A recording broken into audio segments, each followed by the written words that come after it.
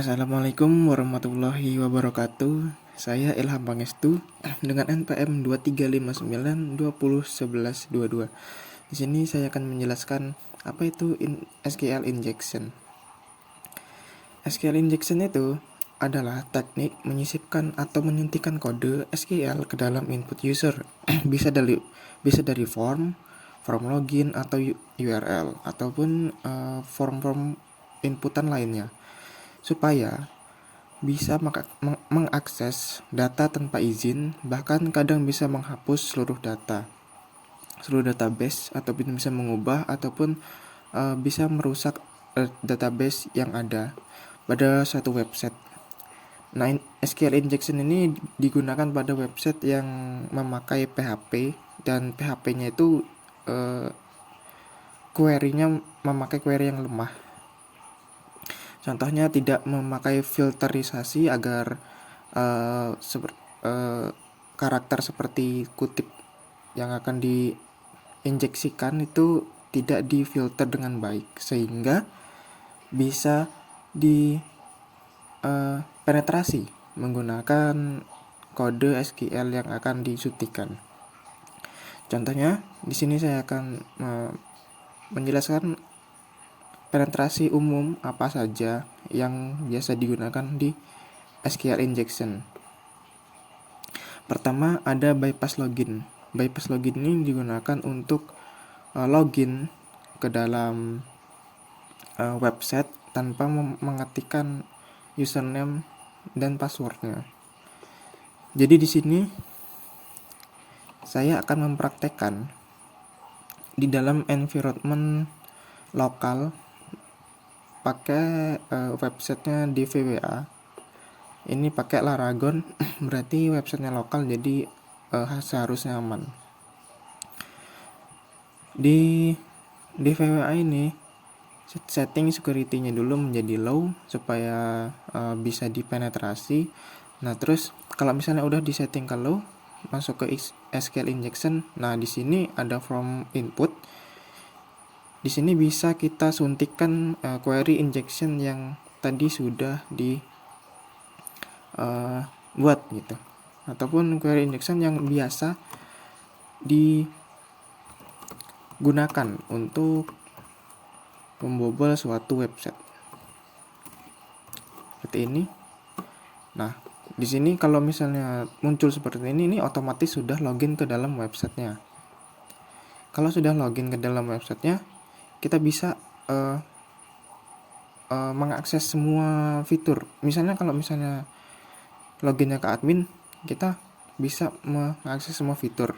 Sedangkan kalau ke loginnya ke dalam user ataupun halaman user, itu bisa menyuntikkan lagi kode-kode yang bisa mengambil database-nya, mengambil informasi dari user tersebut ataupun mengubah data user.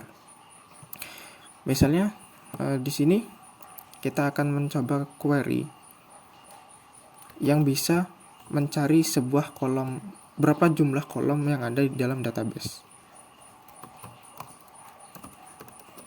Oke, order by, lalu ketik 1. Nah, untuk belakang itu strip ini dia akan mengomentari kode berikutnya. Jadi nggak wajib. Jadi kode berikutnya nggak terload, jadi nggak error. Nah, untuk order by ini kita masukkan sampai dia websitenya error. Nah, ini kalau kolom 2 kita sudah tahu, 2 kolom berarti dia tidak error. Kalau kita lanjutkan lagi sampai kolom 3, nah dia error. Berarti jumlah table yang ada di database ini berjumlah 2. Kita sudah tahu 2. Terus kita enumerisasi struktur database-nya pakai union select, pakai union injection. Nah, ini kita sudah tahu tadi kolomnya ada 2. Jadi kita sampai 2 sini aja, terus di enter.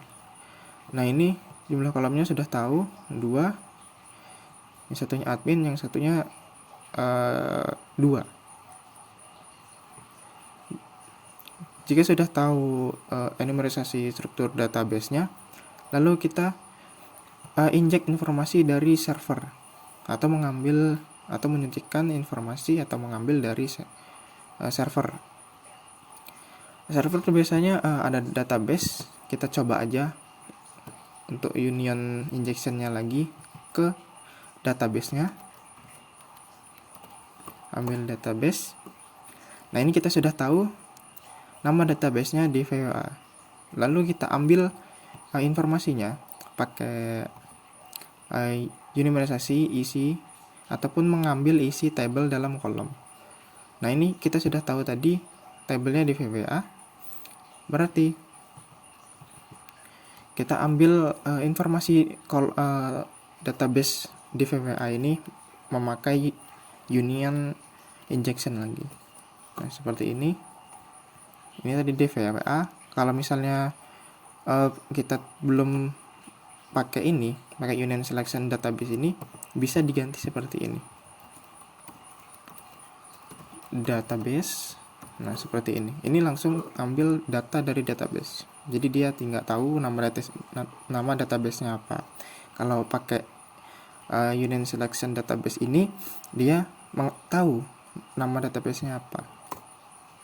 Nah ini langsung ya, sama aja tadi. Kalau misalnya pakai nama database-nya, ya yang muncul sama aja. Dia ada kolom guestbox dan ada kolom user. Lalu kalau kita udah tahu nih kolomnya ada kolom user, kita ambil informasi atau kita korek informasi di dalam kolom user. Buka union select. Ke union select 1, lalu ambil kolom name-nya,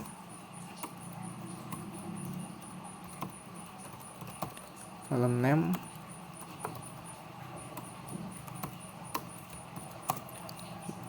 information,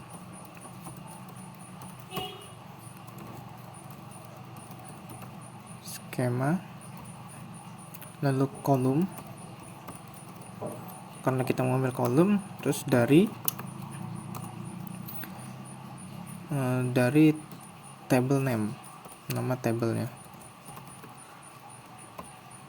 Ini tablenya table users. Oke, seperti ini. Nah, di sini sudah muncul semua informasi dari table user, ada ID user, nama, email, dan lain sebagainya. Kita ambil dari username ya, dan passwordnya. Kita coba ambil informasi atau data password dan username. Nah, pakai union injection lagi. Nah seperti ini. Kita mengambil password dan juga user dari table user. Kita enter.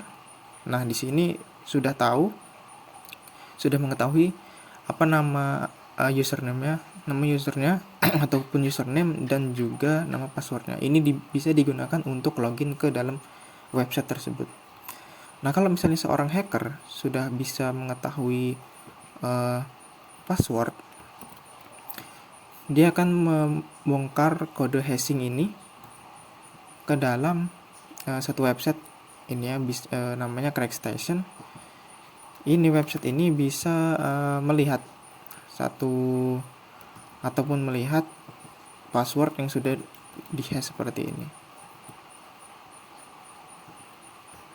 Nah, ini coba kita lihat.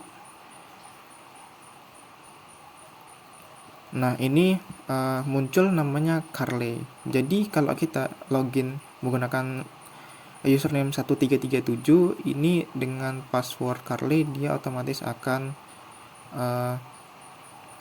masuk ke dalam websitenya. Nah, lalu dampaknya apa? Kalau misalnya seorang hacker bisa mengakses username dan juga password maupun dari admin maupun dari usernya gitu.